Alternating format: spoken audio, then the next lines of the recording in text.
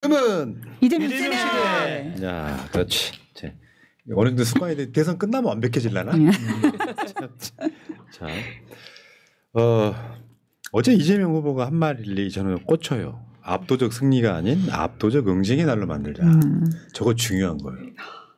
저게 시각을 바꾸는 거잖아요. 네. 우리가 이기는 게 아니라 저들을 완전하게 응징을 해야 된다. 왜? 이게 쉽게 표현하면 영리한 선악 프레임입니다. 우리가 선의가 아니라 쟤들이 악이라서 응징해야 된다. 사실 그런 게 있잖아요. 이게 상대적인 거거든요. 저쪽이 더 나쁜 놈이면 우리는 상대적으로 선한 거예요. 그게 진보 보수도 그런 개념이잖아요. 쟤들이 보수에 있다가 극우로 가면 우리가 보수 쪽에 서 있는 것처럼. 근데 이번 선거만큼 대한민국 역사에서 이 선악 구도가 분명한 선거도 없죠. 사실 그 박근혜 탄핵 때는 악하다기보다는 무능한 거에 대해서 무책임한 거에 대해서 국민들이 화가 난 거지. 그러니까 정말 어떤 정의, 선악의 관점에서 분노한 건 아니었거든요. 근데 이번에는 진짜 악을 심판하는 거 아닙니까? 사실 이런 선거는 대한민국 그러니까 민주화 이후로는 처음인 것 같아요. 그러니까 전쟁의 기술에 이런 문구가 있거든요. 최고의 복수는 성공이다. 그런데 지금은 최고의 복수는 응징이다.가 제일 맞는 말인 것 같습니다. 전에 그 조국 대표 저랑 인터뷰할 때 뭐 복수 이야기가 나오니까 정색을 하면서 응징. 복수 아닙니다. 응징입니다. 그래요. 네, 르샹티망이라고 도덕의 계보학에 나오는 말을 저한테 연습을 하라 알려주셨어요. 왜냐하면 어려워. 지금 어려운데 주변에서 자꾸 조국 대표는 개인 복수를 위해서 창당했다라고 많이 공격을 하시더라고요. 그래서 개인 복수면 내가 칼을 들고 가서 그 사람을 찔렀겠죠라고 하는 그 장면을 보고 강 대변인 앞으로 그렇게 얘기하지 말고 르샹티망이라는 말을 써요. 라고 알려주셨어요. 좋은 이야기네요. 좋은 이야기인데 많은 사람들이 공감하기가 어렵기 때문에 맞습니다. 칼을 들고 가서 찌르는 게 훨씬 낫겠네요. 그게 이제 정치인의 언어와 우리 지지자들의 언어가 다른 거죠. 네. 우리들은 복수해. 복수. 네. 응징. 밟아야 돼. 6월 3일은 압도적 승리가 아닌 압도적 응징의 날이다 이렇게 그런 거죠. 대한민국 다 망가뜨리고 있고요. 윤석열뿐만 아니라 그 극우 세력들이 대한민국을 완전히 망쳐놓은 거기 때문에 이게 역사라는 건 그런 거잖아요. 잘못한 것들에 대한 합당한 대가가 가야 그게 역사거든요. 근데 아무렇지도 않게 그냥 우리가 이겼다가 아니라 저 사람들을 압도적으로 응징해야 된다는 표현 굉장히 저는 와닿았었고요. 그리고 그 반면에 이제 또 다른 흐름도 있는 거예요. 어저께 박찬대 상임총괄선대위원장 지금 저거는 그냥 뭐냐면 한번 읽어봐요. 연설. 긴급 공지 박찬대 상임총괄선대위원장 긴급 지시사항입니다. 연설, 인터뷰, 방송 등에서 1. 예상 득표율 언급을 금지합니다. 2. 선거 결과에 대해 낙승, 압승 등 발언을 금지합니다. 3. 실현하지 않도록 언행에 각별히 유의하시기 바랍니다. 현재부터 예상 득표율, 낙승 언급 시 징계를 포함해 반드시 책임을 묻겠습니다. 섣부른 낙관은 투표율 하락으로 오만함은 역결집으로 이어질 뿐입니다. 끝까지 절박하고 겸손하게 호소해 주시기 바랍니다. 예. 저거는 이제 제가 어제도 말씀드린 얘기인데 이게 중요한 게 아니라 민주당 이재명 캠프 지도부에서 이 메시지를 냈다는 게 중요해요. 실제로 지금 방송 출연하는 사람들이 어떤 메시지를 내느냐가 중요한 게 아니라 아 민주당이 정말 조심스럽게 가고 있구나. 자만하지 않고 있구나. 네. 이걸로 그냥 한 방에 끝난 거라고 저는 봅니다. 저는 저기 하나 또 이게 살짝 덧붙인다면 방송에서 인터뷰하시는 국회의원들이 후보에 대해서 과도하게 높임말 쓰는 거 있죠. 네. 그 좀 불편하더라고요. 하시고 사실 이렇게 방송을 듣는 분들이 제일 높은 사람이라고 그렇죠. 생각하고 말을 해야 되잖아요. 근데 이제 모든 형용사, 동사, 부사에 그러니까 그 높임말을 쓰다 보니까 그러니까 말하는 그 당사자가 누구한테 하는 말인 건지 좀 헷갈리더라고요. 아 그건 내 인생 철학이기도 해요. 네. 이재명 대표님, 네. 이재명 후보님 그렇게 불러라라고 댓글 다시는 분들이 계십니다. 아 그분들은 그렇게 할 수 있죠. 아니 그러니까 방송 같은 거 할 때 우리도 개인적으로 만나면 그렇게 하죠. 그렇죠. 그런데 문제는 국민이 더 높은 사람인 거예요. 맞습니다. 원래 정상적인 방송에서는 그런 식으로 국존칭하지 않는다. 존칭 하나 붙이는 게 대표 후보라고 해도 그렇죠. 존칭이 되는 거거든요. 충분한 거죠. 예. 그러면 보는 사람 입장에서 극존칭을 하게 되면 3자 중도 네. 그렇게 지지하지 않는 사람 입장에서 보면 우리가 무지성 지지자가 되는 거예요. 제가 그래서 강조하는 이유가 있어요. 이재명 후보가 100% 완벽하다는 이야기가 아닙니다를 양념처럼 넣는 이유가 그런 것들 때문에. 무지성 지지가 아니다. 그러니까 그런 걸 알면서도 참 많이 이재명 후보가 그럼 어이구 우리 이제 후보님한테 이렇게 약간 마음을 졸이게 되는 게 지지자들께서 또 되더라고요. 건방지네. 넌 존경심이 없니? 나는 최근에 가질 수 있기 때문에. 너무 좋아하다 보니까 나는 조국 혁신당이라 그럴 줄 알았어.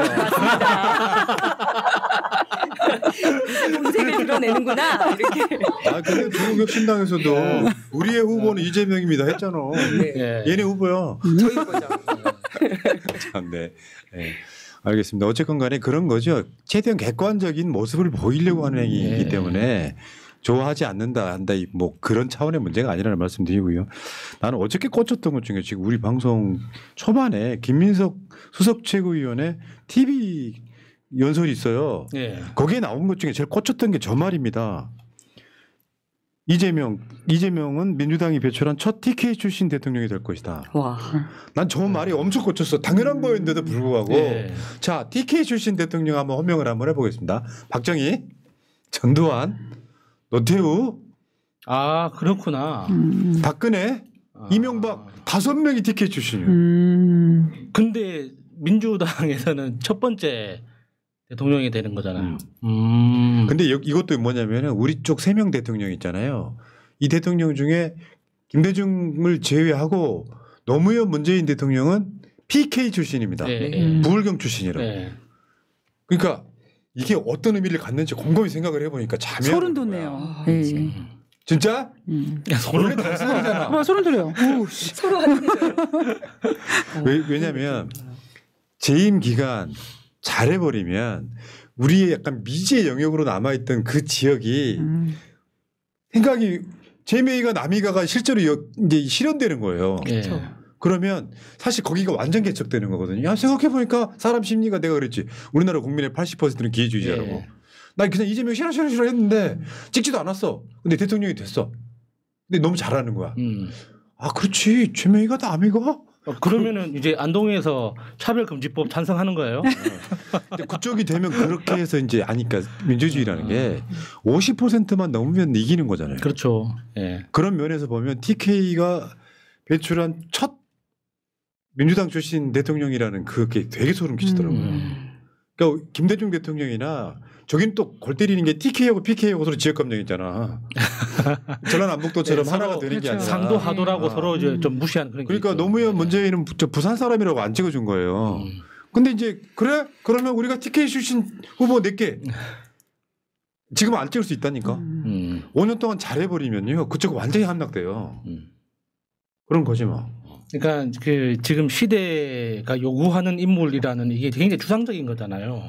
만들어낸 말 같기도 하고. 근데 진짜 지금 이재명 후보의 어떤 태생부터 태어난 그 동네 있잖아요. 태어난 지역부터 지금까지의 삶 그리고 윤석열의 내란 지금의 어떤 이재명의 위치가 진짜 딱 맞춘 것 같아요. 진짜 이게 너는 대통령 아니고는 할 일이 없어.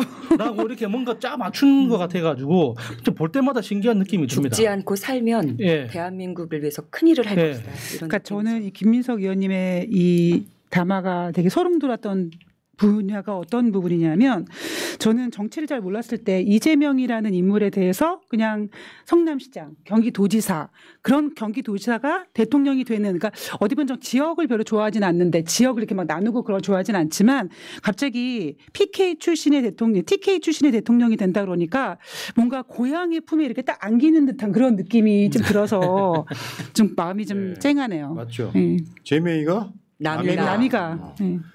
자, 근데 어저께 김포 가서 좀 한동훈이가 그 정선 때 이거 어쩌죠? 저 김포를 뭐 서울로 올리겠다. 편입했다고. 택도무 소리 해갖고 사실 어저께 핵심은 뭐였냐면요. 그건 우리도 못한다. 다시 해서는 안 되는 짓이죠. 그게 할 수 있어도 사실 지방자치라는 측면에서 보면 김포를 발전시켜야지 왜 서울로 통합합니까? 그건 김포 시민들 진짜 모욕하는 거거든요. 네. 그러니까 이재명 스타일이에요. 이재명 그 공약 뭐 이행률이 90% 넘는 이유는 할 수 있는 것만 합니다. 엄청난 그런 게 아니라 진짜로 내가 이게 조금만 노력하면 되겠다 싶은 것만 한다고. 말도 안 되는 거 공약으로 그런 사람이 아니라. 그 뭔가 칭찬인 것 같은. 이재명 실용주의자. 그러니까 그 칭찬이 문제가 아니라요. 이재명 후보 본인이 항상 하는 이야기예요. 나는 할 수 있는 것만 한다. 근데 무조건 할 수 있는 게 아니라 조금만 노력하면 할 수 있는 거. 네. 실제로 이게 불필요한 거. 요거를 필요하게 만들어주는 거. 그러니까 말도 안 되는 공약들이 있을 수 있잖아요. 김문수 같은 막 막연한 공약. 네. 그러니까 지난번에 부산 가서도 산업은행 이전 불가능하다라고 확실하게 인정하지 않았습니까? 그러니까 저는 이재명 후보가 가장 좋은 점이 뭐냐면 안 될 부분에 있어서는 확실하게 인정을 하고 대신 필요한 거를 더 크게 확대해 주겠다라는 그 공약이 더 국민들의 마음을 흔들 수 있다고 그러니까 만약에 산업은행을 부산으로 이전해서 산업은행의 기능이 더 강화되거나 확대된다면 필요성이 있다면. 이재명 후보는 추진할 겁니다. 네. 근데 사실 그렇게 할 이유가 없거든요. 산업은행이 부산에 가서 더 좋아질 이유가 없단 말입니다. 그러니까 이게 그 옮길 만한 동력이 안 생기는 거죠. 이게 있잖아요. 제 고향 나주에 한전 본사가 들어와 있고요. 나주 가면은 나주에 신도시라고 해갖고는 네. 여기 한전이 엄청 들어가. 나주 혁신도시라고. 관계사. 네, 네. 근데 실제로 지역 발전은 거의 없어요. 뭔지 아세요? 출퇴근하니까. 아니 그러니까 주말 되면은 다 서울로 올라가 버려요. 주말 되면은. 네. 근무만 하는 거죠. 조금 좋아지긴 하겠죠. 그러면 뭐가 갖춰져야 되면 인프라가 갖춰져야 돼요. 서울에 살고 있는 그 직원들의 자녀들이 다닐 수 있는 학교까지 다 있어야 돼. 병원까지 다 포함해가지고. 쉽지 않은 거죠. 그런데 이제 이런 과정에서 이재명 대표가 하는 말들은 저게 어떻게 보면 실용주의다. 실용주의. 여기 거짓말 하지 않을래. 한동훈이가 이야기했지만 이루어지지 않았고요. 저는 이런 얘기 하나 드리고 싶어요. 지금 이번 대선에서 이재명 후보의 보면 정과 3번으로 나와 있습니다. 3번. 근데 정과 있대. 뭔 정과? 하나씩 볼게요. 다 아시겠지만 하나씩 보겠습니다. 검사 사칭. 저게 검사를 사칭했다는 게 아닌데 국민의힘 쪽 부류들이 계속 그렇게 공격을 하죠. 야, 너 검사 사칭했다며? 이런 게 아니라 방송사 PD가 검사를 사칭할 때 옆에 있었다는 검사 사칭 사건의 뭐 일종의 공범. 방조죄로 그렇죠. 해가지고 처벌받았죠. 자, 그다음 특수공무집행방해 공공물건 손상. 이게 여러분들 보시기에 어마어마해 보이잖아요. 성남시 의료원 설립하는 조례를 성남시 의회가 바로 그냥 기각시켜 버리자. 그때 거기에 그 시민단체 사람들 와가지고 막 소리 고래고래 지르고 했던 그거 어마어마하죠. 특수공무집행방해 공공물건 손상. 의자 하나만 깨져도 저런 식으로 합니다. 그렇죠. 다음 요게 지금 정과 사범 중에 선거법 위반해가지고요. 지하철에서 연결된 지하 횡단보도에서 명함을 배표했다는 이유로 표적수사를 당해 벌금 150만 원 받았다. 50만 원. 저거는 지금 대선에서는 지금 여기 지워졌어요. 여기 빠졌다고. 그러니까 전과 등재할 때는 벌금 100만 원 이상만 네. 표시하게 돼 있거든요. 자, 그리고 음주운전권. 요거는 지금 변명의 여지가 없는 잘못임을 인정했지만 내용으로 들어가 보면 억울하죠. 2004년경 이대엽 시장의 농협 부정대출 사건을 보도한 권모 기자가 명예훼손으로 고소당한 사건을 무료 변론 중 시장의 측근을 만나 증언을 수집하는 과정에서 벌어진 일. 그러니까 저게 당시 이재명 변호사가 저녁 식사를 하고 있던 중에 갑자기 긴급한 제보가 들어와가지고 그 대리운전을 불렀는데 대리운전이 너무 안 잡혀서 어쩔 수 없이 운전을 해서 간 케이스였거든요. 이제 알고는 계시라고. 그러니까 잘했다는 건 아닙니다. 그러니까 이재명 후보도 계속 반복해서 사과를 하죠. 잘했다는 건 아니지만 그 당시에는 어쩔 수 없었다는 거예요. 그리고요, 저도 뭐 자랑은 아니지만 2004년경이 비슷한 때예요. 저도 음주운전해서 걸려서 그때 벌금이 200만 원인가 냈던 기억이 있는데. 괜찮습니다. 불출마했잖아요. 그땐 약간 나라가 그랬나 봐요. 그러니까 불출마했으니까 됐어. 그게 처음이자 마지막 음주운전이었어요. 이유는 뭐냐면 일산 깊이 들어갔어. 그러면 안 오죠. 일산 깊이 들어가가지고 거기서 이제 지인의 무슨 집들이 파티를 했는데 갑자기 새벽 3시쯤에 네. 수원을 가야 되는 일이 생긴 거예요. 그때 지금처럼 대리운전이 없던 그렇죠. 시절이라 막 술 깨는 온갖 노력을 하고 이 시간에 교통이 있겠어 싶어가지고 운전대 잡았다가 그 후로 저거 다시는 운전 안 합니다. 아예 운전 안 한다고. 극단적이에요. 극단적입니다. 그러니까 내 생각에는 이걸 실드 치려고 하는 말이 아니라 그냥 싫어하는 사람들은 그러잖아. 너 전과 사범이라며. 이재명이 형수한테 욕설했다며. 내용 들어가 보면 인간적으로는 다 이해가 돼. 그러면 김문수는 김문수는 뭐 전과 1범인가? 한동훈이가 이야기했잖아. 7번. 전과 7번. 네. 그러니까 우리가 이재명 지지자에서 이렇게 쉴드 치는 게 아니고요. 알고 보면 이 사람은 인간적으로 이해돼. 뭐냐면 그게 정치적으로 이해되는 것보다 인간적으로 이해되는 게 훨씬 더 커요. 진짜 고생 많이 했구나. 진짜 인간적이구나. 진짜 효자구나. 진짜 능력 있는 사람이구나. 그래서 최근에 이재명 후보를 알게 된 사람들이 댓글에 되게 많이 달리는 내용이 이런 거예요. 그동안 알지도 못하면서 오해해서 미안합니다 같은 이야기. 처음에 오해해서 미안했고 이런 아픔을 안겨드려 죄송하고 부디 잘 견디시고 언젠가는 꼭 저희의 대통령이 되어주셔서 고생 많으셨어요. 대장동의 진실이 드디어 모습을 드러냈다. 늦은 감이 있지만 지금이라도 이재명 후보에게 더 씌워진 집요한 마타도가 깨졌다. 그동안 오해해서 미안하다. 이제라도 투표를 통해서 진실을 바로잡자. 이런 식으로 그때 이제 이런 운동이 일어났던 것 중에 상대원 시장 연설이 있습니다. 네. 막 그때 이재명 후보가 막 울었던 그게 있는데 저는 이거 중요하다고 생각해요. 그러니까 싫으니까 원래 안 찍을 거니까 윤석열 찍을 거면서 이재명은 뭐 찌이고 뭐 전과 사범이고 막 그런 이야기 하는데요. 여러분 일찍 여러분 자기 잘 들으세요. 내 눈 잘 봐. 막 윤석열이가 검사니까 전과가 없지. 그렇죠. 윤석열이가 검사니까 전과가 없지. 배우자도 그러니까 없고. 사람들이 처음에 이재명이라는 이름을 처음 접할 때 처음 들었을 때 그러니까 저처럼 아무 선입견이 없는 상황에서 성남시장 좀 튀는 성남시장이 있다더라. 정책이 재밌네. 이렇게 처음 들었으면 중간에 이제 어떤 전과 같은 이야기가 나오더라도 뭐 정치하다 보면 그럴 수 있지 이렇게 그렇죠. 되는데 처음 듣는 이야기가 전과 뭐 이거 범죄자다 무슨 뭐 가족한테 욕을 했다 뭐 자기 형을 뭐 정신병원에 넣었다 이 이야기부터 들었던 사람들이 선입견을 가지는 겁니다. 그걸 누가 만들었습니까? 우리나라 언론이 한 거예요.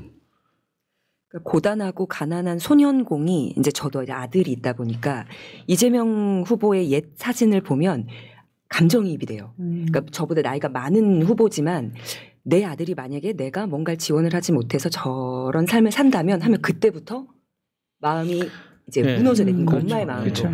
근데 그런 삶을 살다가 유혹이 많았을 텐데 권력에 줄 안 서고 사람을 택하면서 정을 엄청 맞잖아요. 인생 자체가. 뭐 안 난데도 정을 맞고. 그러다 보니 작품이 된 것 같아요. 그러니까 우리가 보통 모난돌 정 맞는다 하는데 뭐 안 난 자리도 정을 수두룩하게 맞다 보니까 이게 절대 누구도 따라할 수 없는 어떤 작품이 됐는데 우리가 그걸 하나의 딱 뭐랄까 상징적인 희망으로 들고 가는 것 같아요. 다른 게 없어요. 우리한테. 표현 좋은데? 예. 그게 생각 한번 해봅시다. 나도요 어려운 환경 속에서 엄마가 대학까지 보내줬어. 삼형제가 다 대학을 나왔어. 4년제를 다. 그러면 근데 그 이재명 후보 자서전 같은 데 읽어보면요. 안동에서 올라왔어. 그때가 초등학교 졸업하고예요. 성남은 더 열악했다는 거야. 그렇죠. 근데 중학교를 못 간 상황이잖아요. 공장에 들어가잖아요. 여러 군데서 일했어요. 막 시계 공장, 세탁기 공장, 뭐 무슨 뭐 목걸이 공장 막 일했는데 그 과정에서 프레스에 끼어서 한쪽이 장애인이 되잖아요. 6급 장애인이에요. 근데 보통 사람들은 그 상황 되면 삐뚤어지기 쉽죠. 맞습니다. 못된 친구들이랑 어울리고.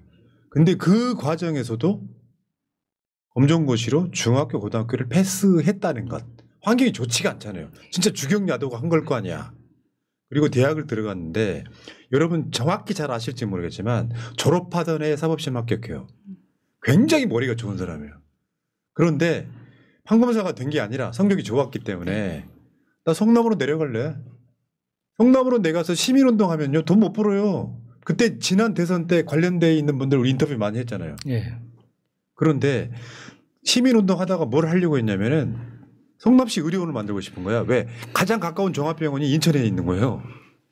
성남시에는 종합병원도 없고 공공의료원도 없어요. 네. 그거 운동해갖고 서명 받아가지고 몇만 명 받아가지고 제출했는데 성남시의회가 기각해버려요. 네.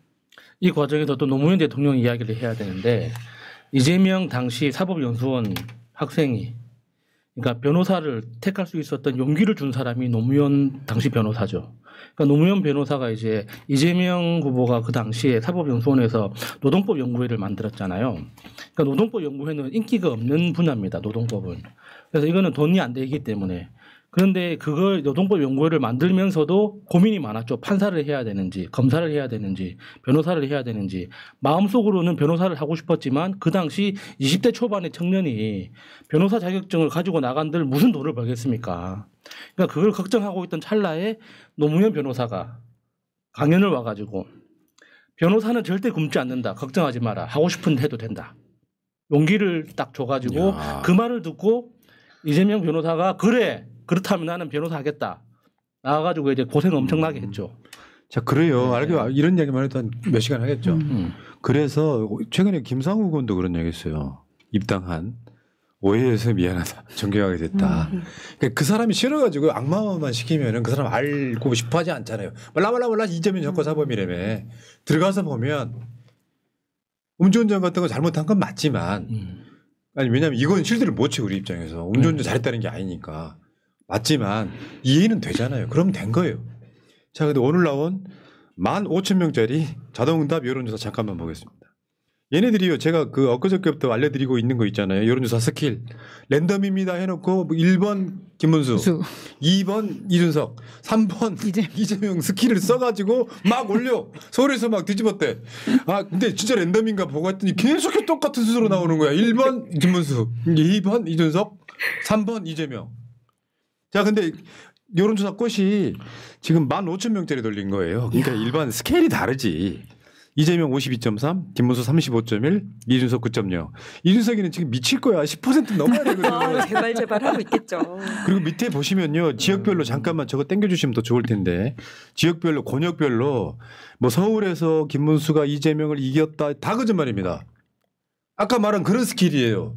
관성적으로 지금 누구를 지지하십니까? 랜덤으로 읽어드리겠습니다. 1번 그러면 이재명인 줄 알고 눌렀는데 이미 끝난 거야. 우리는 1번인데 1번 이재명인데. 야 그런 스킬 쓸 줄 난 몰랐어요. 여러분 여기 보시면은 대구 경북도 상당히 많이 따라갔고요. 네. 부울경은 심지어 이기고 있고 이렇게 지금 가고 있는 거고요. 그다음에 양자 대결도 한번 보겠습니다. 자. 이재명 53.8, 김문수 37.1. 그러니까 아까랑 비교해 보시면 거의 안 올라요. 김문수가. 양자로 가도 이준석이를 다 흡수하지를 못한다는 거지. 아까 3자였을 때 35.1이고 양자였을 때 37.1이잖아요. 약 2%포인트 오르는데 이준석 지지율이 3자일 때는 9%잖아요. 근데 여러분 제가 봤을 때는 여기서 투표율 딱 계산하면 지금 이재명 후보 득표율이에요. 왜냐하면 얘가 지금 후보로 확정되고 나서 한덕수하고 막 관련돼 있고 막 지지고 볶고 이 과정에서 지금 일주일 넘게 지났잖아요. 네. 오늘까지 10일 이상 지났는데 김문수 지지율이 유의미하게 올라가질 않습니다. 이 상태에서 15,000명한테 자동응답으로 물어보면 제가 계속 말씀드리죠. 전화 면접보다는 자동응답이 선거 때 그런 비중으로 나올 가능성이 높아요. 원래. 적극 지지층들이 답을 하기 때문에 15,000명이 답을 했는데 그러면 투표율 계산, 투표율 70% 계산하면 이재명 후보의 득표율이 나오는 상황이라고 보면 된다. 우리는 지금 이재명 후보의 말처럼 국민의힘 후보를 압도적으로 응징해야 된다. 이렇게 말씀드리면 될 것 같습니다. 여기까지. 자, 잠깐만요. 구자영님. 국진당 보수의 탈을 쓴 개인 이기주의 집단, 친일 집단 이런 집단은 국민들이 아작아작 씹어 삼켜야 합니다. 반드시 퇴출. 이준석도 족보도 없고 역사성도 없는 이런 놈도 바로 퇴출. 이준석에 대해서는 우리 정세현 장관님께서 나이가 2배 차이 나시는 장관님께서 혼 좀 내주셨고요. 네. 이 앞 방송에 있습니다. 자, 개봉 놀림 삼겹살이랑 주물딱 아니 주물럭이랑 헷갈리고 소소하게 맥켈란 마신다는 게 소맥 아닐까 주어 없음이었고요. 예. 그 이야기 이따 해야 되는데. 잠깐만요. 요즘 뭐 재밌는 짤에서 할게요. 김병철님 출첵 내가 바로 그 유명한 구구 중에 상구구였습니다. 하지만 지금은 명몽되었습니다. 개몽이 아니고 명몽되었습니다. 새날 화이팅, 새날 가족 모두 화이팅, 민주당 화이팅. 지금은 이재명입니다. 이윤정 잘한다. 강미정 사랑인가 봅니다. 이번은 참 재밌어요. 개봉 돌림. 주어지는 편견을 갖고 의심도 없이 투표하는 사람들 수준에 맞는 대통령 김건희, 영부남 윤석열. 영부남 윤석열. 감사합니다. 네.